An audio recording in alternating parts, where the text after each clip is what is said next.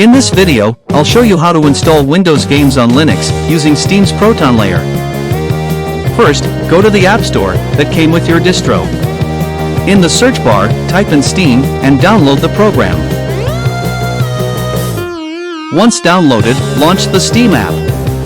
After launching for the first time, the Steam app will need to update. Just leave it until you see the login screen. Enter your email, enter your password, and log into your account. From Steam's main page, go to your library and, on the bottom left-hand corner, click on Add a Game. Then click on Add a non-Steam game. In the window that pops up, click on Browse, find the exe of the game, click on Select, and click on Add Selected Programs.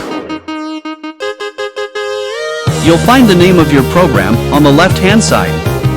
Right-click it and click on Properties. Then, click on Compatibility. Now click on Force the use of a specific Steam Play compatibility tool.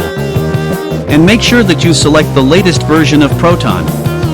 In my case, it's going to be Proton version 9.0-4. Once you've selected the correct version, close the window, click the name of the program, and click on the green button Start. There are two files that need to be downloaded and installed. The download will take place in the background.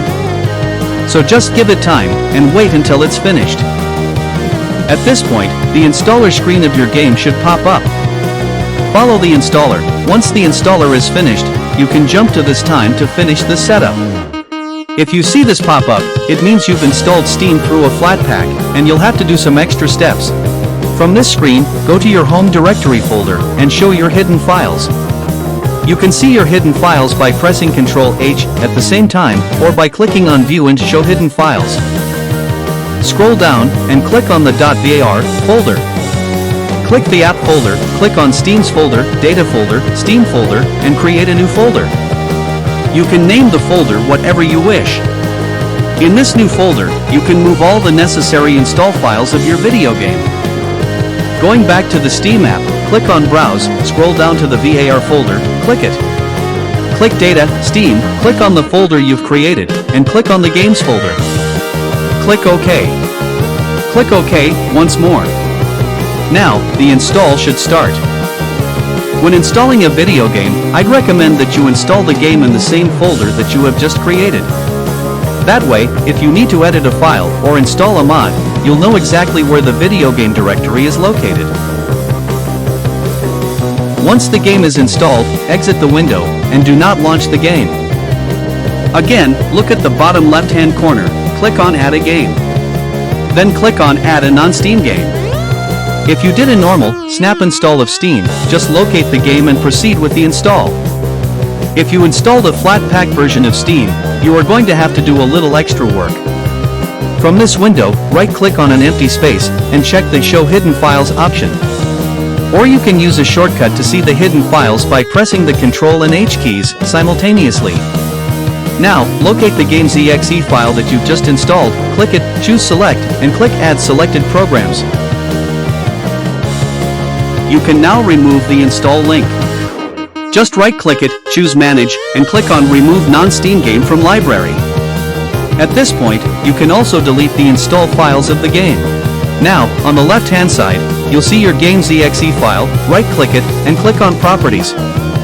Steam has a glitch where if you edit a file, it just deletes everything. If this happens to you, back out of this window, right-click the blank name of your game, choose Manage, and click on Remove Non-Steam Game from Library. And turn Steam off completely. Shut it down, relaunch it, add the exe, once more, right-click and choose Properties. Now you should be able to edit it as you wish. When you finish editing it, click on Compatibility, click on Force the use of a specific Steam Play compatibility tool.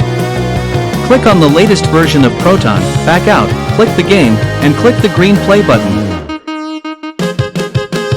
If you see the word Stop, where the play button used to be, that means everything is fine, and you should just give it a few minutes for the game to launch. If the Stop button turns back to saying Play, that means that the game you've installed might not be compatible with the current version of Proton. Maybe try going with the experimental version of Proton, or, perhaps, try an older version.